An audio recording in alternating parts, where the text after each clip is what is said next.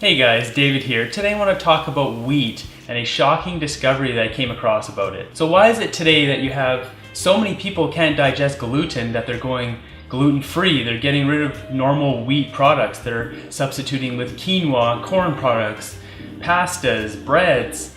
Why is this? Humans have lived for thousands of years eating bread.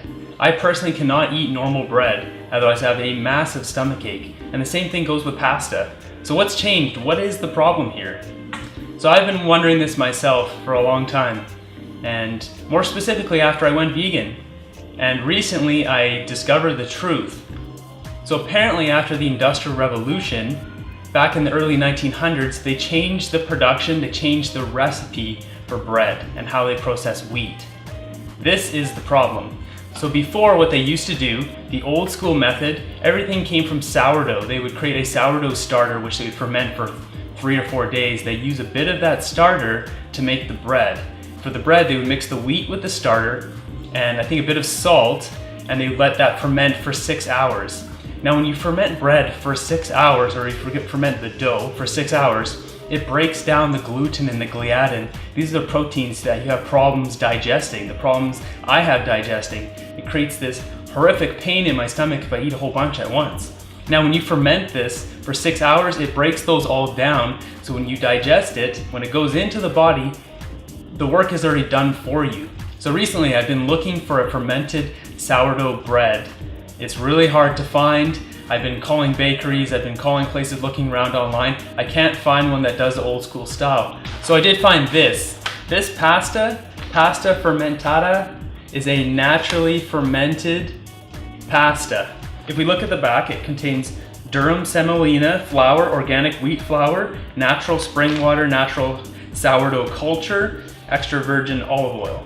So something to note about yeast is old school bread, they never put any yeast in it. It comes from just essentially thin air. The bacteria in the air just cultures on your bread and it breaks it down and ferments it. But in modern, industrial revolution times bread, mass production, they add in yeast to have it rise right away, and they don't need to wait 6 hours. So it's much faster, right?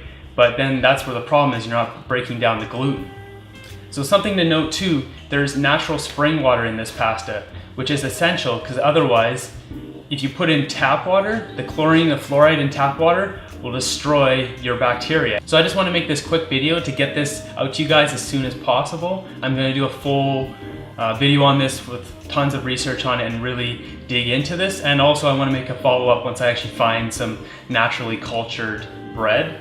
So I'm not sure I'm going to find that. I tried to make some of my own, but the sourdough starter went moldy, so I just have to figure out how to properly do this. And I'll put a link in the description below if I can actually find this product somewhere online, like Amazon or something. I'm not quite sure if I can. This is actually made locally in BC, so if you guys can find one of your own, try it out.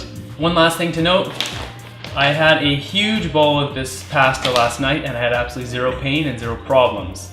So that's the reason why I'm making this video now, because I can at least halfway verify with pasta that this does work. If you guys are wondering why I have 2 spots of acne on my head, which I'm sure a lot of my long-term subscribers know or have seen, I never ever get acne after I remove oil from my diet.